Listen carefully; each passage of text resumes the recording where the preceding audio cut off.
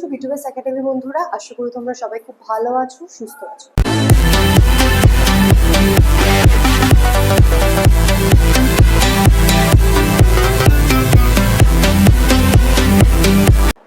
আচ্ছা, এবারে আমরা পড়বো যে কনকোয়েস্ট অফ সিন্ধ। ঠিক আছে, এবারে আমাদের যে টপিক সেটা হচ্ছে কনকোয়েস্ট অফ সিন্ধ। আচ্ছা, কনকোয়েস্ট অফ সিন্ধের আগে মানে তাদের ইংরেজদের দখল করার আগে, তার আগে আমরা জানবো যে সিন্ধের বিষয়ে আমরা কিছু ডিসকাস করবো। তার জন্য ফার্স্টেই আমরা যে ডিসকাস করবো সেটা হচ্ছে রাইজ অফ তালপুরাস আমিরস। এই তালপুরাস আমিরসদের উত্থান, এই ব্যাপারে আমরা ডিসকাস করবো। ক্লিয়ার হলো? আচ্ছা, এর আগে একটু আগে জেনে নিই যে তালপুরাস আমিরসদের আগে সিন্ধে কারা শাসন করতো। আমিরসদের আগে 18th সেঞ্চুরি পর্যন্ত কারা শাসন করত? কোল্লারু চিফসরা শাসন করত। ক্লিয়ার? সরি, কাল্লোরা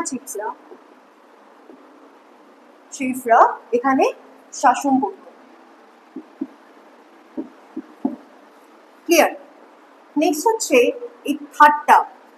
সিন্ধে একটা ইম্পর্টেন্ট জায়গা, তার নাম হচ্ছে থাট্টা। থাট্টা নামক স্থানে ব্রিটিশরা কি করতে চায়? ফ্যাক্টরি করতে চায়।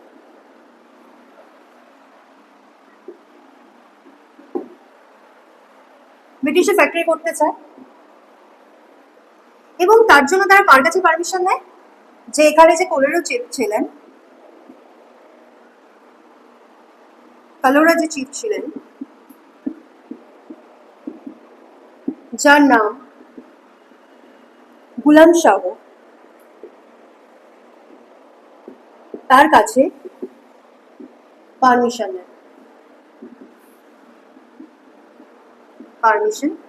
নেয়। এটা কত খ্রিস্টাব্দে করেন? ফ্যাক্টরি কত খ্রিস্টাব্দে প্রতিষ্ঠা করেন? 1700 খ্রিস্টাব্দে। 1760 ফ্যাক্টরি তৈরি করেন ব্রিটিশরা। ক্লিয়ার হলো? 1761-তে গুলাম শাহের যে দরবার,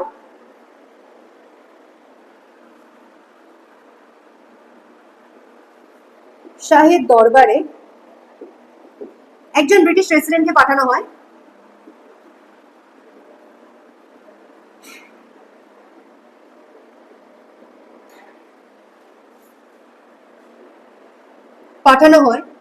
এবং তিনি এসে কি বলেন? তিনি বলেন যে অ্যাকচুয়ালি এই ফ্যাক্টরি যে ব্রিটিশরা তৈরি করতে ছিল, তার উদ্দেশ্য ছিল তারা এখান থেকে ট্রেড করবে, তারা ব্যবসা বাণিজ্য করবে, সিন্ধের মাধ্যমে তারা ব্যবসা বাণিজ্য করবে। তার জন্য তারা এখানে একটি ফ্যাক্টরি প্রতিষ্ঠা করতে চায়। আর যখন হচ্ছে 1761 খ্রিস্টাব্দে যে ব্রিটিশ রেসিডেন্ট আসেন, তিনি এসেই বলেন যে সিন্ধরা যেন অন্য কোনো ইউরোপীয় শক্তির সাথে বাণিজ্য না করে।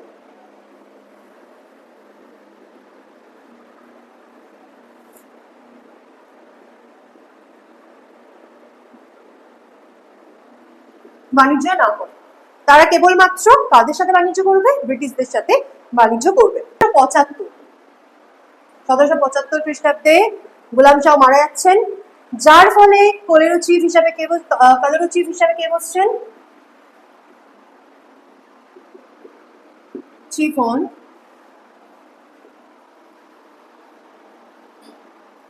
সরফরাজ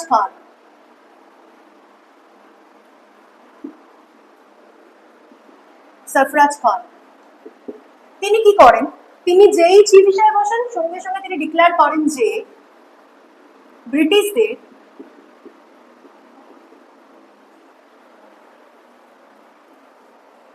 থাট্টাতে কি বন্ধ করতে হবে? ফ্যাক্টরি বন্ধ করতে হবে।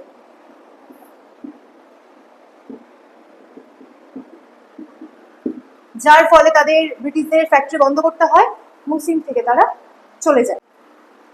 বেলুচে একটি ট্রাইব যার নাম তালপুরাস। এরা সাধারণত কোথায় থাকতো? এরা সাধারণত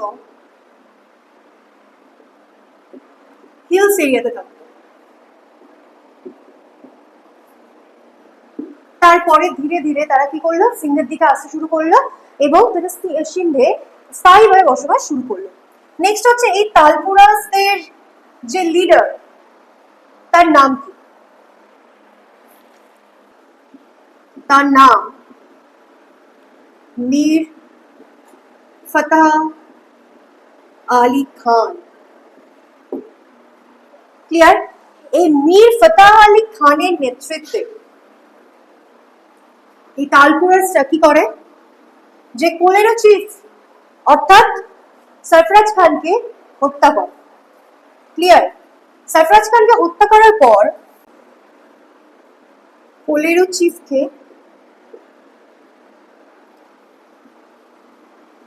মীর ফতাহ আলী হত্যা করলে দুরানি মনার্ক এই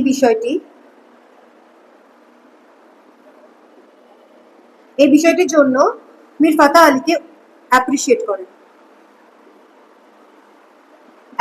করেন।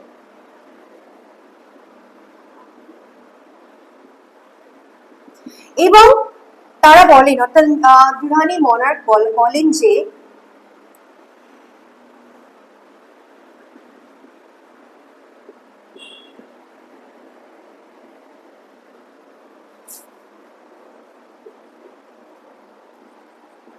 মীর আলী যেন সিন্ধের যেহেতু শাসক হচ্ছে কালোরো চিফকে যেহেতু হত্যা করেছে, তাহলে সিন্ধ কাদের দখলে চলে এলো, তালপুরাসের দখলে চলে এলো।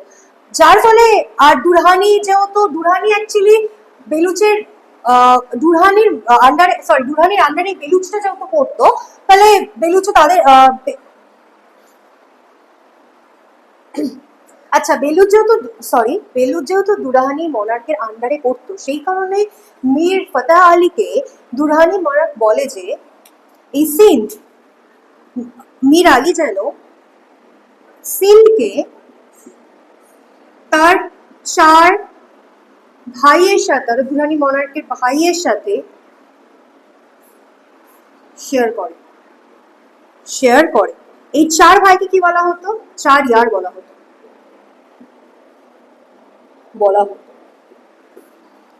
ক্লিয়ার হলো? তাহলে এখান থেকে কি আসতে পারে? ফার্স্ট আসতে পারে যে ফ্যাক্টরি কত খ্রিস্টাব্দে বন্ধ করা হয়েছিল? 1775 খ্রিস্টাব্দে। তখন কোলেরো চিফ কে ছিলেন? সরফরাজ খান। নেক্সট কোশ্চেন আসতে পারে যে 1700 বেলুচ ট্রাইবসদের কি বলা হতো? তালপুরাসের লিডার কে ছিলেন? মীর ফতাহ আলী খান ছিলেন তালপুরাসের লিডার। আচ্ছা, 4 ইয়ার কাদের বলা হতো? দুরহানি মনার্কের 4 ভাইকে 4 ইয়ার বলা হতো। নেক্সট কোশ্চেন হচ্ছে মীর ফতাহ আলী মারা গেলে এই 4 ইয়ার বা 4 ভাই কি করে? 4 ভাই বা 4 ইয়ার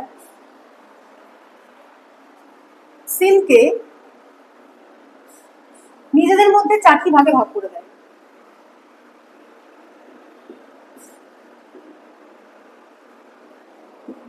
দেয়। এবং নিজেদের আমির বলে ঘোষণা করে।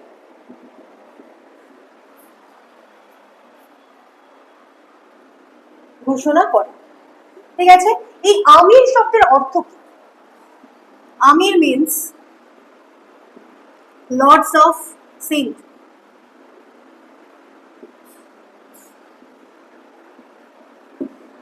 ঠিক আছে, এই চারটি ভাইয়ের আন্ডারে তো সিন্ধ চলে এলো।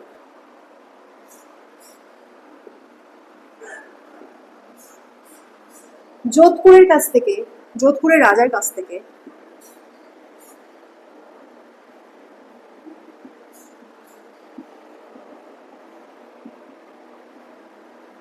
অমরকোট দখল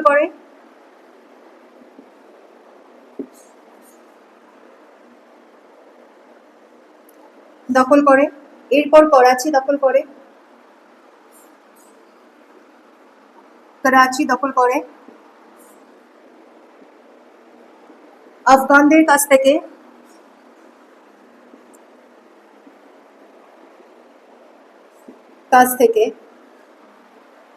আফগানদের কাছ থেকে কি দখল করে?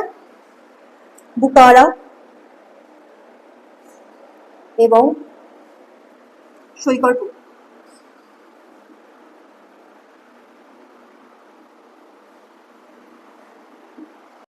তালপুরাসে দখল করে নিচ্ছে, সরি হচ্ছে চার ইয়াররা সিন্ধকে দখল করে নিচ্ছে এবং বিভিন্ন জায়গায় তারা সিন্ধকে দখল করার সাথে সাথে বিভিন্ন এরিয়াও তারা দখল করছে। ঠিক সেই সময় টিপু সুলতান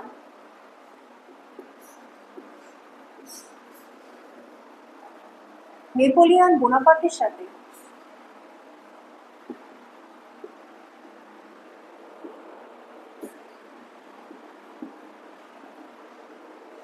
সম্পর্ক স্থাপন করে, একটা সুসম্পর্ক স্থাপন করে এবং তারা সিদ্ধান্ত নেয় যে তারা প্ল্যান করতে থাকে যে তারা ভারতে কি করে প্রবেশ করবে, মানে নেপোলিয়ন কি করে প্রবেশ করাবে এবং ভারতকে তারা নিজেদের মধ্যে দখল করে নেবে। তারা এই সময় তা প্ল্যান করতে থাকে। নেক্সট হচ্ছে, এক সেকেন্ড দেখুন সমস্যা। আচ্ছা, টিপু সুলতানের সাথে নেপোলিয়নের সম্পর্ক স্থাপন করেছিল যাতে যাতে তারা হচ্ছে ভারতে বিভিন্ন জায়গায় দখল করতে পারে। এটা কত খ্রিস্টাব্দে হয়েছিল? কোন সেঞ্চুরিতে? 18th সেঞ্চুরিতে তারা এই ডিসিশন নেয়, তাদের সাথে টিপু সুলতান নেপোলিয়ন বোনাপার্টের সম্পর্ক স্থাপন হয়। আচ্ছা, নেক্সট হচ্ছে টিপু সুলতান 1799-তে টিপু সুলতান ফ্রেঞ্চ আর আরেকজন ছিলেন শাহজামান। এই শাহজামান ছিলেন কাবুলের শাসক। এরা তিনজনে মিলে, টিপু সুলতান, ফ্রেঞ্চ এবং শাহজামান, তিনজনে মিলে একটি অ্যালায়েন্স গড়ে তোলেন। কিসের জন্য এই অ্যালায়েন্সটা গড়ে তোলেন? যাতে তারা ব্রিটিশদের হারিয়ে ভারতকে নিজের দখলে আনতে পারে। কিন্তু এই ঘটনা যাতে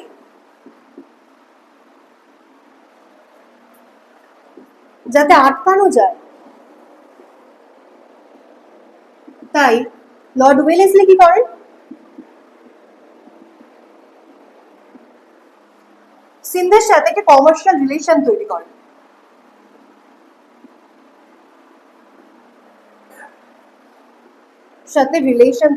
কমার্শিয়াল রিলেশন তৈরি করেন। কিন্তু একটা সমস্যা ঘটে, সেই সমস্যাটা কি? সিন্ধের যে লোকাল ট্রেডাররা ছিল তারা সবাই কার ইনফ্লুয়েন্সে চলে আসে? টিপু সুলতানের সবাই ইনফ্লুয়েন্সে চলে আসে। যার ফলে লোকাল ট্রেডাররা তারা সবাই চায় যে টিপু সুলতানকে সাপোর্ট করতে। তাই ওখানকার যে আমির থাকে তাকেও তাহলে তাকে হচ্ছে সাপোর্ট করতে হয়, টিপু সুলতানকে সাপোর্ট করতে হয়। সেই কারণে সিন্ধের আমির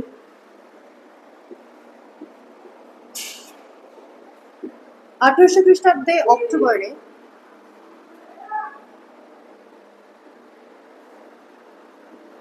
অক্টোবরে কি করেন? সিন্ধে যে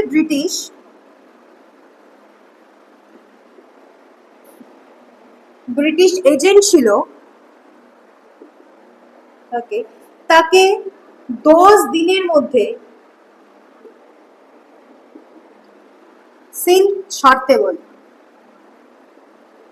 আর এই সময় সিন্ধের যে ব্রিটিশ এজেন্ট ছিলেন, যে ছিলেন তার নাম হচ্ছে ক্রো, তিনি অপমানিত হয়ে কি করেন, তিনিও সিন্ধ থেকে চলে যান। 1807 তিলসিট রাশিয়ার আলেকজান্ডার ফার্স্ট, প্রথম আলেকজান্ডার, আর নেপোলিয়ন বোনাপার্টের মধ্যে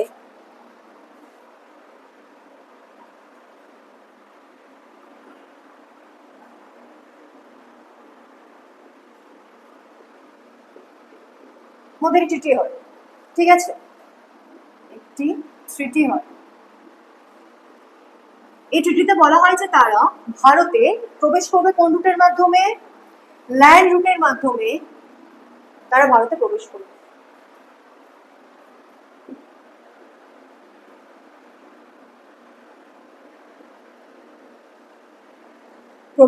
এবং তারা দখল করবে। এই সময় ব্রিটিশদের যে লর্ড থাকে, তার নাম হচ্ছে গভর্নর জেনারেল, তাকে লর্ড মিন্টো প্রচন্ড ভয় পেয়ে যায়। সেই কারণে লর্ড মিন্টো চাই যে কোনো মূল্যে যে তাদের আটকাতে হবে, কারণ রাশিয়ার খুব সহজ ছিল যে ভারতে প্রবেশ করা। ঠিক আছে, রাশিয়া খুব সহজ ছিল, ভারতে তারা প্রবেশ করতে পারত। সেই কারণে লর্ড মিন্টো তার 3 জন দূতকে পাঠায়, 3টি জায়গায় পাঠায়, 3টি শাসকের কাছে পাঠান, তারা যাতে তাদের সাথে অ্যালায়েন্সে যোগ দেয়, যাতে যে কোনো মূল্যে এই 3টি শক্তিকে, এই 3 জনের যে ট্রিটি হয়েছে, 3 জনের যে ট্রিটি হয়েছে, সেই ট্রিটির দরুন তারা যে ভারতে প্রবেশ করবে সেটাকে আটকানোর জন্য লর্ড মিন্টো তার দূতকে পাঠান 3টি জায়গায়, সে 3টি জায়গার নাম বলবো, যাতে তারা ব্রিটিশদের সাথে অ্যালায়েন্স তৈরি করতে পারে,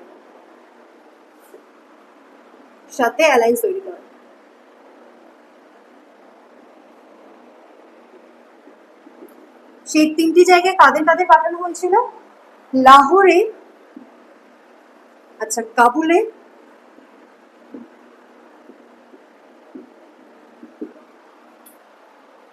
এলস্টাইনকে, হচ্ছে কাবুলে পাঠানো হয় এলস্টাইনকে,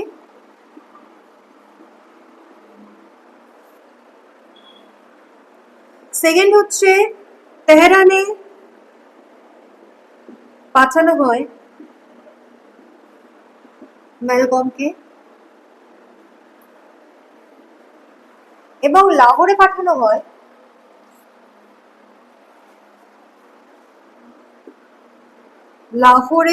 হয়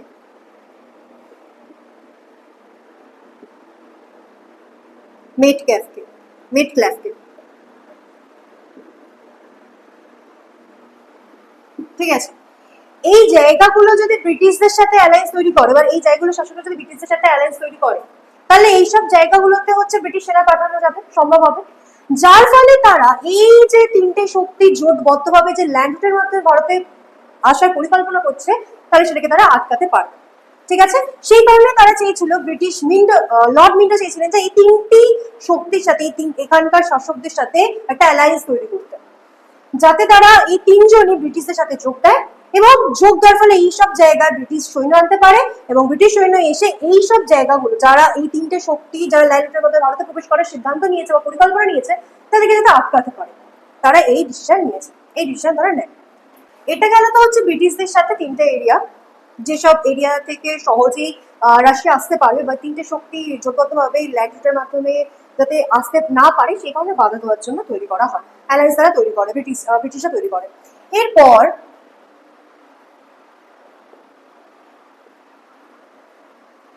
ব্রিটিশদের পক্ষ থেকে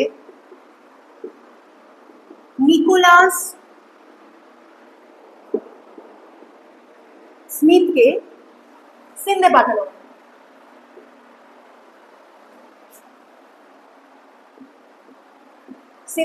হয়। এবং তারা তাদের মধ্যে একটি ট্রিটি সাইন করে, এবং দুজনের মধ্যে, যে সিন্ধের যে আমির ছিলেন নিকোলাস স্মিথের সাথে একটি মধ্যে একটি ট্রিটি স্বাক্ষরিত হয়, যার নাম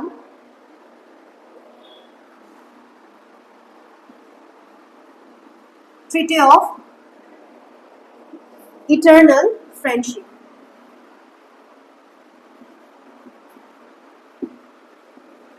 ইটারনাল ফ্রেন্ডশিপ। আচ্ছা, এই ইটারনাল ফ্রেন্ডশিপ অর্থাৎ ট্রিটি অফ ইটারনাল ফ্রেন্ডশিপে কি বলা হয়েছিল এর মাধ্যমে? এই ট্রিটিতে বলা হয় ফার্স্ট, সিন্ধে যেসব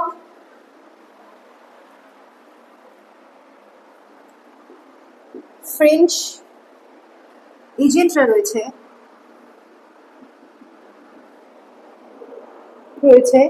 তাদেরকে বের করে দিতে হবে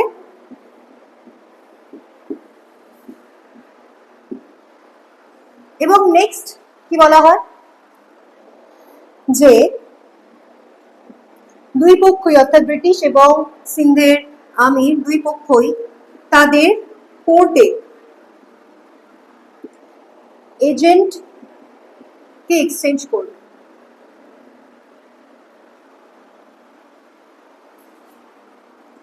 এই তাদের কোর্টে হচ্ছে এজেন্ট এক্সচেঞ্জ করবে মানে ব্রিটিশদের কোর্টে হচ্ছে সিন্ধের আমিরের এজেন্ট যাবে এবং আমিরদের কোর্টে কে আসবে? ব্রিটিশের এজেন্ট আসবে। এর ফলে যাতে তাদের দুই পক্ষের মধ্যে রিলেশন ভালো হয়। ক্লিয়ার হলো? 1832 উইলিয়াম বেন্টিং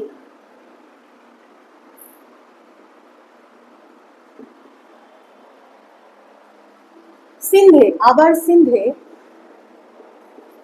একজন কর্নেলকে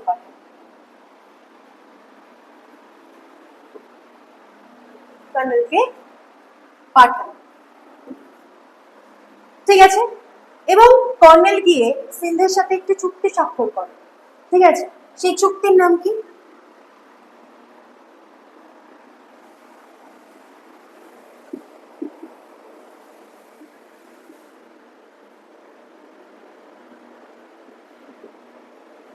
যার নাম